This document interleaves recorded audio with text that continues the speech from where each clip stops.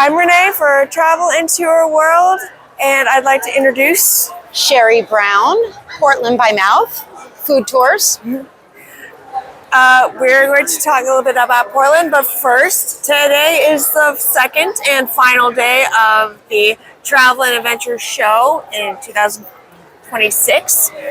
How has your experience been? What experiences have you gained from this? Like, what have you learned? Well, this is my first time doing this show.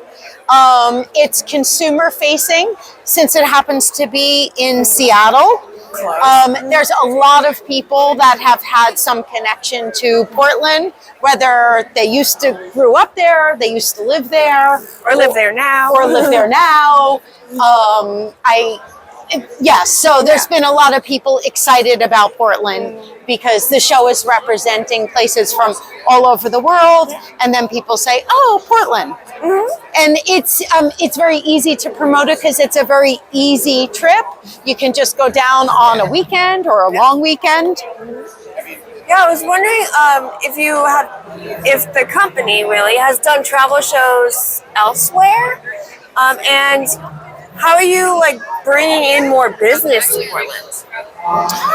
Well, Travel Portland does shows. Yeah, they do IPW, they do consumer-facing shows, and then also B2B shows. So the B2B shows is a lot of networking opportunity.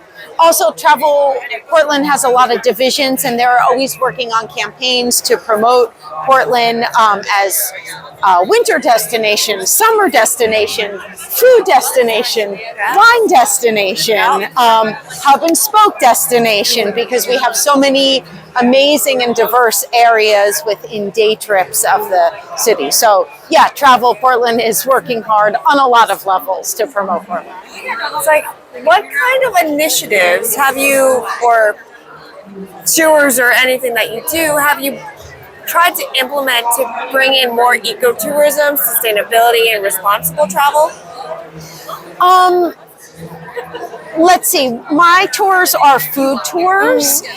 They're focused on local businesses. We do support businesses that serve organic food, but they're not specifically about eco travel.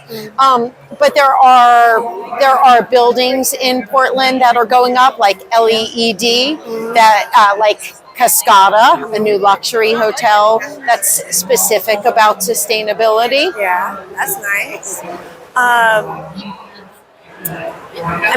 Because Portland is so close, at least to where we are right now. Right. How do you ensure that the people living there are benefited from this company? Right. Well, to me, I think of that tourism starts small and spreads out, and you need to get the locals out and engaged in their own city, and then they're inviting their friends and family to visit, and they're posting themselves about Instagram. So, Travel Portland is also very active on social media, and again, promoting the food, the music, the festivals, the day trips, and there's lots of small events, things happening downtown, like the Winter Light Festival is happening, all sorts of festivals happening in the summer along the riverfront, that again, these are very much for that locals attend, and they're marketing to locals, but then they're also marketed to people traveling to Portland. They're up on Travel Portland's websites, but they often have their own websites, active on social media. So again, I think of it as it's starting with the local citizens, and then it's spreading out, and a lot of people from the Seattle and the Bay Area, and then people further afield. Yeah.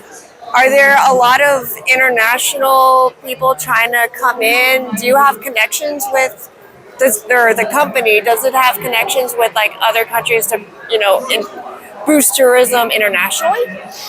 Yeah, so there are direct flights to 4 European countries. So to Germany, to Iceland, to the UK, to London, to Amsterdam.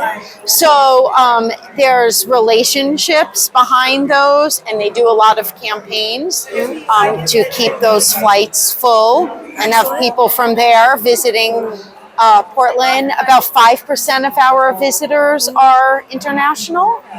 Yeah. Then there's also a lot of flights to Canada and Mexico. The flights to Mexico are for us to go there.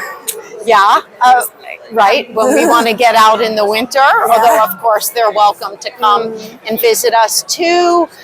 We don't have flights direct to Asia, but you can get an Alaska airline flight, quick hopper from Portland to Seattle, and then flights direct there. So they do have relationships with Japan to bring lots of students and people to Portland too.